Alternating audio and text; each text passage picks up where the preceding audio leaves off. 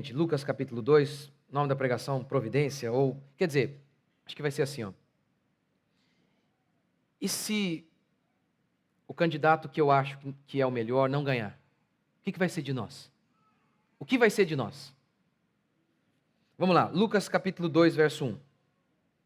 Naqueles dias saiu um decreto da parte de César Augusto, o imperador, para que o mundo inteiro fosse recenseado, fazer o censo. Lembra que é um censo? Contabilizar todo mundo, fazer a conta de quantas pessoas existem no país. Verso 2, esse primeiro recenseamento foi feito quando Quirino era governador da Síria. Todos iam alistar-se, cada um na sua cidade. E José também foi da cidade de Nazaré, na Galileia, à cidade de Davi, chamada Belém, na Judeia, porque era da linhagem e da família de Davi, para alistar-se com Maria, que estava grávida e comprometida com ele. Enquanto estavam lá em Belém, chegou o tempo de ela dar à luz. E ela teve seu filho primogênito, envolveu-o em panos e o colocou em uma manjedoura, pois não havia lugar para eles na hospedaria. E se o candidato que eu acho que é o melhor não ganhar, o que vai acontecer? O que vai acontecer é o seguinte, que Deus vai continuar reinando, protegendo o seu povo, como ele sempre fez. Afinal de contas, o que a Bíblia declara é que Deus foi e sempre será o único governante do mundo. É Ele quem estabelece reis, presidentes, governadores. Ele tem o controle do mundo em suas mãos. Se nenhum fio de cabelo de sua cabeça cai sem a permissão de Deus, quanto mais a eleição de A ou de B e todos os arranjos econômicos, tudo aquilo que eu e você não temos controle algum, está debaixo do controle de Deus. É isso que eu quero falar hoje. Que este rei ímpio, a atitude ímpia deste rei, só aconteceu porque Deus quis. Vamos lá. Primeiro, a providência. O que acontece aqui é o seguinte. A providência é um termo para se referir à maneira que Deus comanda tudo de acordo com a sua vontade. Que tudo conspira para que a vontade de Deus seja realizada. Tudo mesmo. Seja quando Deus sopra um vento para que o barco de Jonas quase afunde, ou quando Deus envia o peixe para resgatar Jonas. Seja quando Deus usa a beleza de uma mulher, Esther, para salvar o seu povo, porque o rei queria se casar novamente, porque sua mulher, de acordo com as ideias dele, não foi adequada. Então ele procurou uma mulher e queria achar a mulher mais bonita do reino. Então Esther era a mais bonita. Deus então fez Esther bela e usou isso como um ponto de partida para que ela fosse escolhida, eleita pelo rei e posteriormente Deus a usasse para salvar Israel. Deus usa tudo, um vento, um peixe, a beleza de uma mulher. Foi Deus quem permitiu que os irmãos de José, malignos e depravados, vendessem José para o Egito como escravo. E lá José, ele foi perseguido mais uma vez pela mulher de Potifar. Por conta disso, por conta da mulher de Potifar, por conta de uma falsa acusação, ele foi para a cadeia. E da cadeia ele saiu diretamente para o posto de o segundo homem mais poderoso naquela nação, a mais poderosa na época. E tudo aquilo Deus usou para que então José, no Egito, pudesse salvar o seu povo. Haja vista que veio uma fome sobre todo o mundo e no único lugar em que havia pão era no Egito, nas mãos de José. E lá, dentre os irmãos de José, estava Judá, de onde viria o Messias. Tudo aquilo, aquela maldade dos irmãos de José, estava debaixo do controle de Deus. Os governadores também. O rei aqui, o imperador, ele decidiu fazer o censo. Na maioria das vezes, na maioria das vezes não, esses reis, quando faziam isso, eles não estavam muito bem intencionados. Basicamente, eles faziam o censo por dois motivos. Primeiro, eles contavam as pessoas, primeiro, para cobrar mais impostos. Segundo, para saber o tamanho do seu exército. Lembra quando Jesus disse? Nenhum homem vai à guerra sem contar o seu exército, para saber se ele pode enfrentar o inimigo. Eles faziam isso por meio do censo. Não era apenas para proteger as fronteiras, mas para dar vazão ao seu desejo expansionista de aumentar mais e mais o seu reino por meio do sangue de outras nações. Tudo isso aqui, esse homem maligno, depravado, provavelmente com motivações egoístas, ambiciosas, tudo isso aqui convergiu para que a vontade de Deus, a profecia fosse cumprida. O texto não dá detalhes, mas está muito claro que por conta disso, Maria foi para Belém. Gente, 140 quilômetros de Nazaré a Belém. De jumento, era quase uma viagem à lua. Se hoje, mulheres grávidas, com carros, com hospitais, em vários lugares, hoje, os médicos aconselham a não viajar, estando grávida, imagine, de jumento, naquela época, e José era pobre. Imagine isso. Mas quando que, em sã consciência, eles iriam para Belém? Não iriam. Você imagina, eu consigo ver José sendo tentado a ficar indignado com soldados romanos. Vocês estão de brincadeira. Minha mulher está grávida. Vocês não têm noção do perigo, do absurdo que é isso? Vocês vão me obrigar? Ele podia ser tentado a ficar revoltado. Eu já fui e sou tentado muitas vezes também, diante dos arroubos de arrogância e de cobiça dos governantes, que muitas vezes nos colocam numa circunstância em que a gente não tem o que fazer, a não ser obedecer, como foi com José e Maria. Por exemplo, uma vez eu estava fazendo a comparação do poder de compra de um brasileiro com um americano. Eu não lembro se era um iPhone ou se era um carro. Porque às vezes você faz a conversão, né? Ah, um iPhone lá é $100, sei lá quanto que está. E aqui, R$6.000. Sei lá, quanto está? Sei lá, não sei quantos dólares que está lá um iPhone lá. Mas enfim. E aí você tenta converter e tal. Não. Para você ter a noção mesmo da diferença, do poder deles de compra, você tem que fazer em horas trabalhadas. Pega, por exemplo, um motoboy. Quantas horas um motoboy no Brasil precisa trabalhar para comprar um iPhone? Quantas horas um motoboy nos Estados Unidos precisa trabalhar para comprar um iPhone? Eu não lembro se a conta que eu fiz foi num iPhone ou num carro, eu não lembro. Mas eu lembro o seguinte, era mais ou menos assim.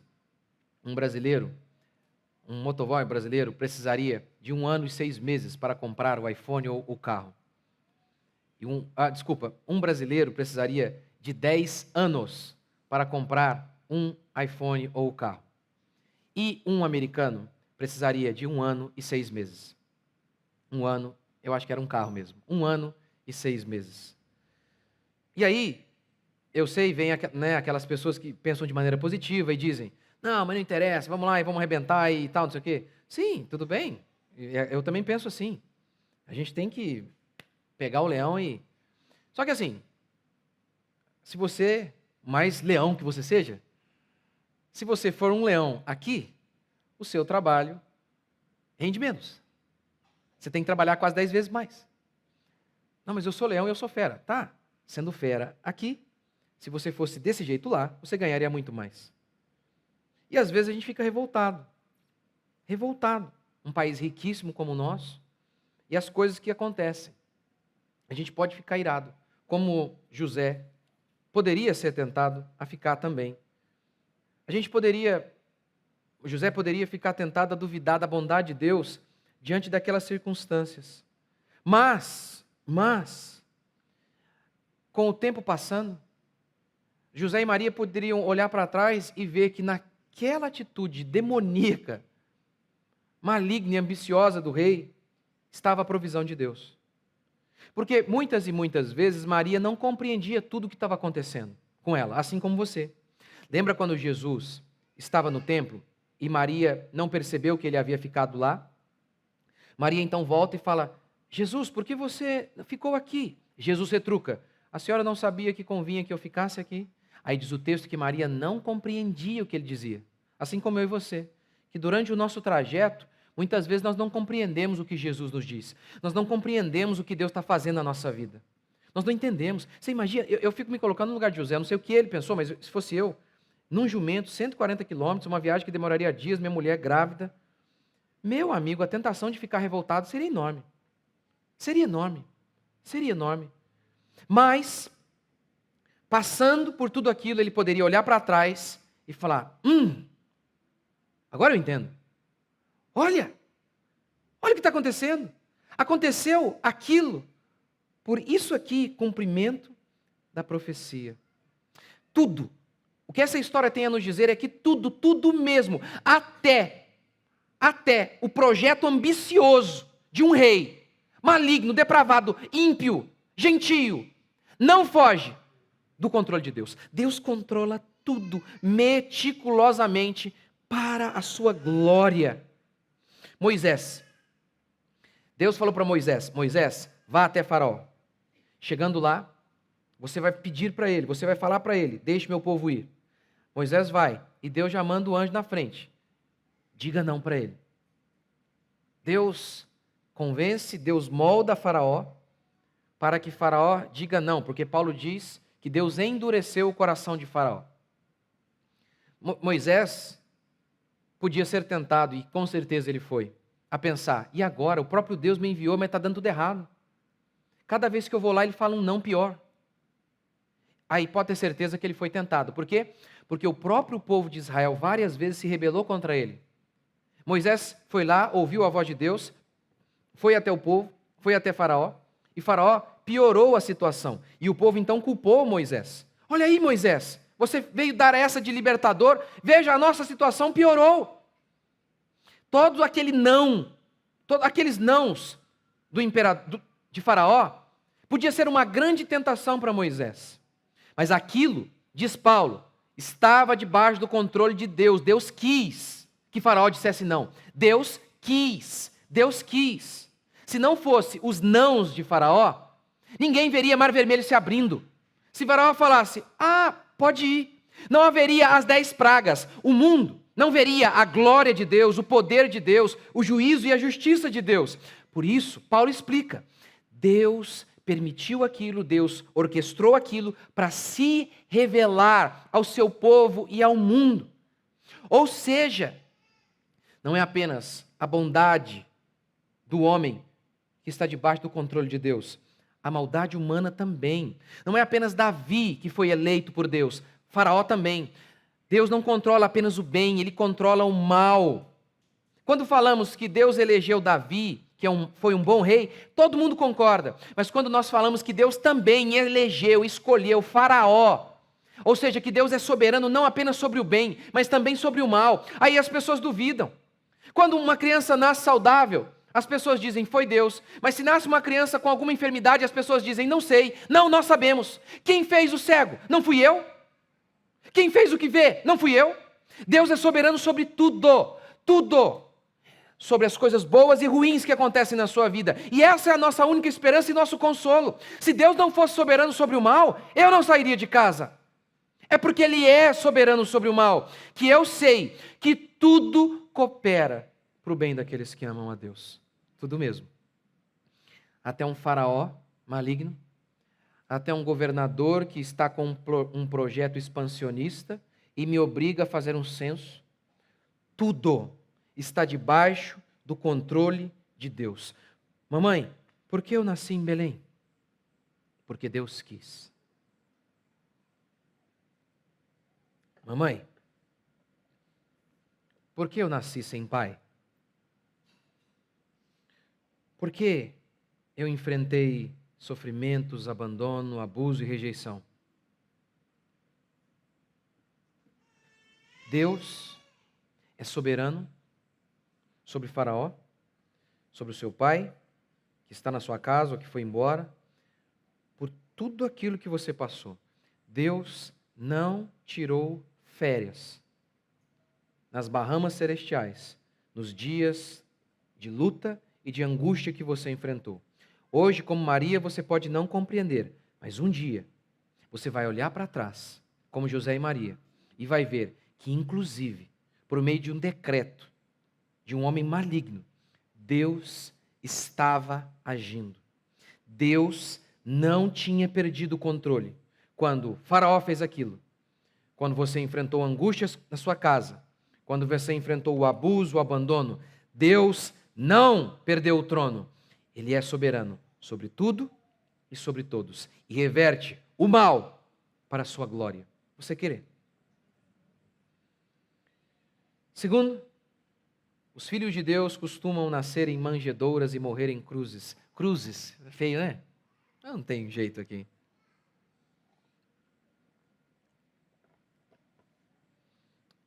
O texto declara que Jesus, não havia lugar para ele na hospedaria. Era uma espécie de pousada.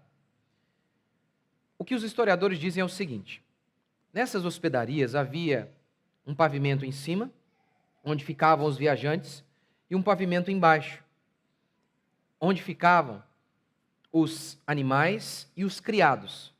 Alguns dizem que esse local dos animais era o estacionamento, né, gente? Era o estacionamento. Alguns dizem que esse local ficava ao lado. Independentemente se era embaixo ou ao lado, está muito claro que Jesus não ficou no lugar convencional e que Jesus nasceu entre os bichos. E não apenas isso. Pegaram Jesus e não tinham um berço. O colocaram numa manjedoura. A manjedoura era o recipiente em que eles colocavam a comida para os animais. Então, o que o texto está dizendo é que Jesus nasceu entre os bichos. Ora, o Rei dos Reis não nasceu num palácio. O homem mais poderoso do mundo não viveu num trono. O único homem digno de todas as honrarias não foi honrado à sua altura. O anjo diz para Maria que ele seria grande, que Jesus seria grande, mas ele nasce no estábulo. É colocado no lugar em que os animais se alimentam. Mas a explicação para isso é muito simples. Meu reino não é deste mundo, disse Jesus a Pilatos e para todos nós. Meu reino não é deste mundo. Miqueias 5:2 prometeu, fez a profecia sobre Jesus. E tu, Belém Efrata, pequena demais para figurar como grupo de milhares de Judá, de ti me sairá o que há de reinar em Israel, e cujas origens são desde os tempos antigos, desde os dias da eternidade. O Filho de Deus numa cidade minúscula, no meio de animais. É porque os filhos de Deus costumam nascer a si mesmo. Os filhos de Deus, muitas e muitas vezes, não costumam ser os mais bem honrados neste mundo. Como disse Martin Luther King, muitas e muitas vezes. A mentira neste mundo costuma estar na forca e a verdade... Martin Luther King disse várias e várias vezes, a verdade costuma estar na forca e a mentira no trono. Em 1 Coríntios 1, Paulo diz assim, irmãos, reparai na vossa vocação, que não foram chamados muitos sábios segundo a carne, nem muitos poderosos, nem muitos de nobre nascimento. Pelo contrário, Deus escolheu as coisas humildes deste mundo para envergonhar aqueles que pensam que são alguma coisa. Deus escolheu aqueles que não são. Não são. A figura aqui, a ideia aqui do não são, é o seguinte. Paulo está comparando a elite com o povo simples. E ele quer dizer o seguinte, olha, não foram muitas pessoas da elite que se converteram, que foram chamadas para o reino de Deus. E quem foi? Os párias. E aí, para descrever assim, da maneira mais, com os adjetivos mais insignificantes possíveis, ele decide então dizer assim, os que não são. Os que não são. Não são nada. Quem é você na fila do pão? É o crente. Quem é você na fila do pão? É o que Paulo está dizendo. De forma alguma, eu estou aqui com isso dizendo que Deus, Ele não pode abençoar o seu povo financeiramente. Não pode fazer o seu povo prosperar. Eu vou começar aqui uma série sobre o cristão e o dinheiro. Eu vou falar sobre a prosperidade bíblica.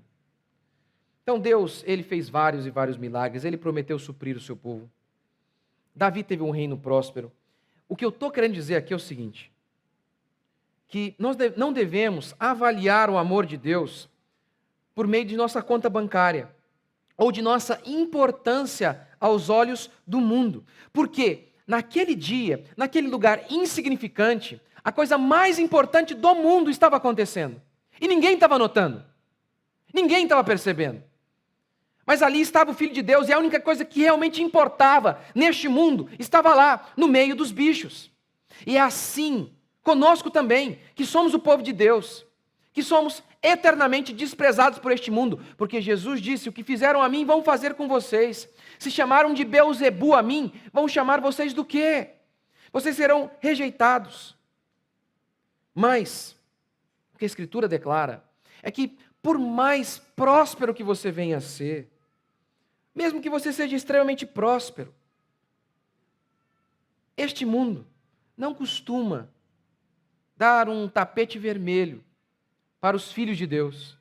Costuma relegar aos filhos de Deus um lugar entre os animais, entre os bichos, de maneira insignificante. É assim que eles nos consideram.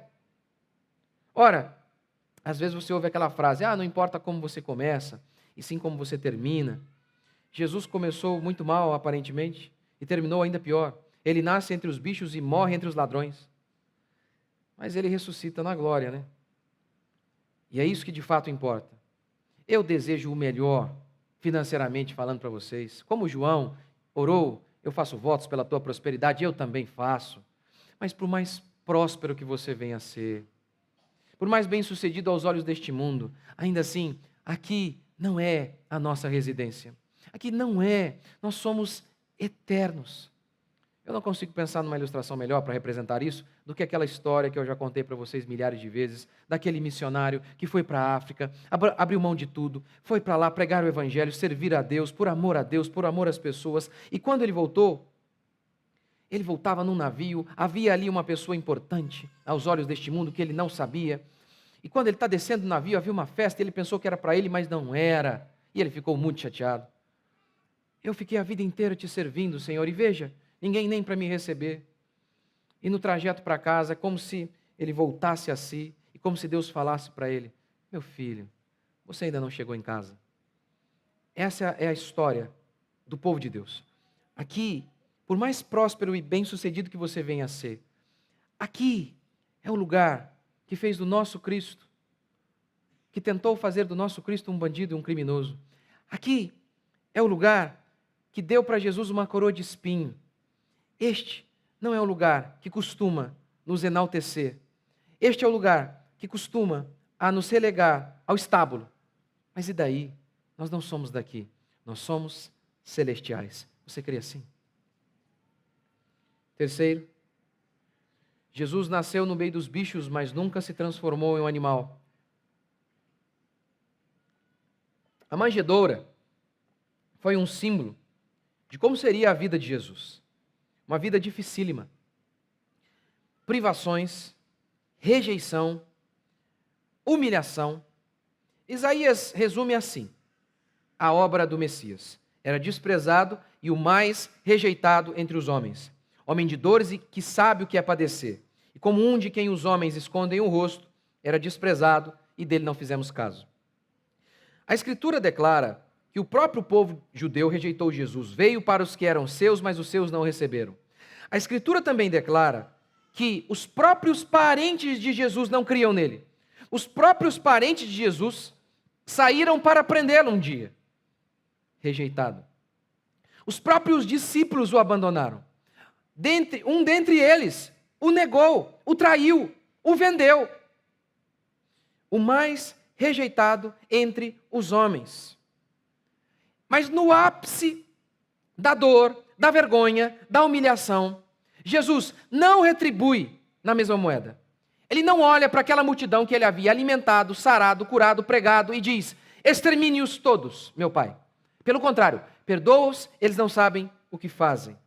Nós vivemos uma época em que as pessoas amam se fazer de vítimas. É bonito hoje. É bonito lamber ferida. Já reparou? É bonito. O povo comemora.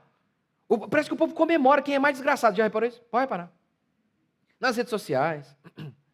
A pessoa, é como se fosse uma competição para ver quem é o mais coitadinho. É uma competição. A pessoa chega e fala assim, é como se fosse assim, olha, eu estou com câncer, tireoide, eu tenho alterada, eu tenho a pressão alta. Isso aí não é nada, você não sabe o que eu tenho. Aí começa. É um absurdo. O que antigamente era visto como fraqueza. Fraqueza. Hoje é lindo. Hoje é lindo. A pessoa desiste. Simone Biles, ela é fenomenal, ela é espetacular. Ela não precisava fazer mais nada, já é gigante aquela mulher. Mas não interessa. Aí ela desiste um dia. Eu não estou dizendo que a gente também não pode acontecer conosco. Normal, as pessoas podem acontecer comigo, com você. Mas não pode ser aplaudido. Essa pessoa precisa sim de abraço. Mas ela desistiu de competir, todo mundo prepara a vida inteira para ir para as Olimpíadas e fala, não vou. Aí todo mundo diz, que força, que coisa linda, maravilhoso, que absurdo, que mundo é esse? Que celebra a fraqueza, a desistência. Imagina aí o seu filho faz o mesmo.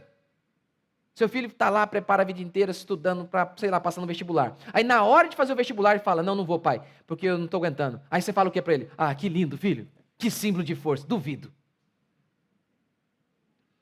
Que mundo é esse que celebra a fraqueza? Jesus, diante de tudo isso, ele não fica lá reclamando, ele não fica lá murmurando, ninguém é comigo, olha, me abandonaram, nem meus parentes acreditaram em mim. Não fica choramingando, não. Nós não fomos chamados para ser assim também. A despeito de todas as nossas mazelas e angústias. Gente, Jesus podia ouvir o mundo inteiro contra ele, mas ele ouviu o Pai dizendo, lembra no dia do batismo? Este é o meu Filho amado em quem me comprazo. E o que a Bíblia diz a nosso respeito? Que Deus nos amou de tal maneira que entregou o seu próprio Filho por nós. Paulo declara que o amor de Deus foi derramado em nossos corações. Portanto, mesmo que a gente tenha vindo de um ambiente dificílimo, mesmo que a gente tenha nascido numa família recheada de bichos, de ódio, de amargura, de desprezo, de rejeição, nós não fomos chamados a andar como vítimas, e nem a dizer, eu sou assim, eu sou magoado, eu sou sensível, porque eu nasci num ambiente muito difícil. Não fomos chamados a andar assim. Fomos chamados a perdoar, seguir em frente e não pagar na mesma moeda o que fizeram por nós.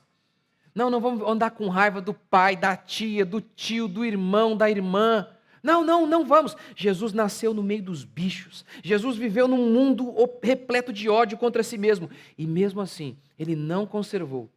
Ele não manteve um coração cheio de ódio. Pelo contrário, em Cristo Jesus, nós podemos superar os nossos medos, os nossos temores, as nossas mágoas, as nossas angústias. Por quê?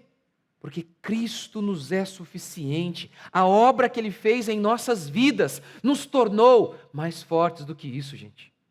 Nós não vamos andar como os homens deste mundo andam, cabisbaixo, reclamando de tudo e de todos, achando que todo mundo deve alguma coisa para eles, com raiva de todo mundo, com inveja de todo mundo. Nós não fomos chamados a viver assim, mas fomos chamados a andar como filhos de Deus, que mesmo diante das circunstâncias mais terríveis, não retribui com ódio, com raiva, e nem entra no quarto, coloca o rabinho entre as pernas e diz, eu não aguento mais.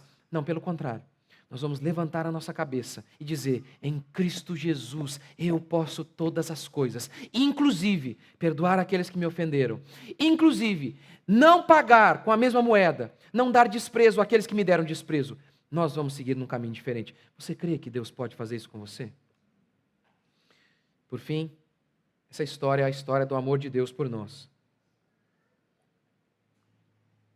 Eu sou pai de 4. Eu fico pensando a minha filha numa situação precária como esta aqui.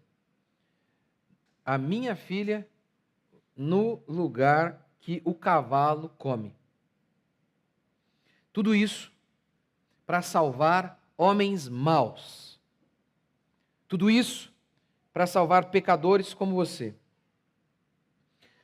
Porque essa é a mensagem do Evangelho. Que Jesus Cristo veio ao mundo buscar o perdido. Quem é o perdido? Toda a raça humana. Todos vocês que estão aqui se encontravam perdidos. Talvez você entrou aqui e você ainda está perdido. Talvez você tenha andado na mentira, nos vícios, adulterado, dormido com o meio mundo, mentido aos seus pais, ao seu cônjuge, ao seu Deus. E o que a Escritura declara é que Jesus veio para o perdido, para você e para todo aquele que nele crê. Esse é o anúncio do menino na manjedoura. Esse é o anúncio. É o Rei da Glória se fazendo gente e passando por todas as mazelas humanas para nos substituir. Desde o nascimento até a sua morte. Tudo. Para se colocar no nosso lugar e sofrer a pena que nós deveríamos sofrer. É isso que Lucas está anunciando. O Messias, menino, na manjedoura, se fez pobre em todos os sentidos, para que nós fôssemos ricos. De modo que não há um caminho tão torto que Deus não possa consertar. Não há um pecado tão sujo que o sangue do Cordeiro não possa purificar. Não há uma vida tão arruinada que Jesus não possa consertar. É isso que esse milagre do menino nascendo entre os bichos, vivendo nesse chão batido, aqui caminhando nesse chão batido. Ele, o Rei da Glória, o Criador dos céus e da terra, filho do carpinteiro. É isso que essa história declara a mim e a você. Que Deus amou o mundo de tal maneira que deu seu Filho unigênito para que todo aquele que nele crê não pereça, mas tenha vida eterna. É isso que Lucas 2 está gritando para mim e para você. Que a despeito de todos os nossos pecados, aqueles que foram eleitos antes da fundação do mundo, foram eleitos para serem salvos. Pastor, estou aqui sentado te ouvindo. Como eu sei que eu sou um eleito? Como Paulo fala que nós somos eleitos antes da fundação do mundo? Se enquanto eu falar, enquanto você me ouviu, você foi dizendo, eu creio. Eu nasci em pecado, eu tenho vivido em pecado, mas eu creio que há sim um Deus tão bom para fazer o maior de todos os milagres.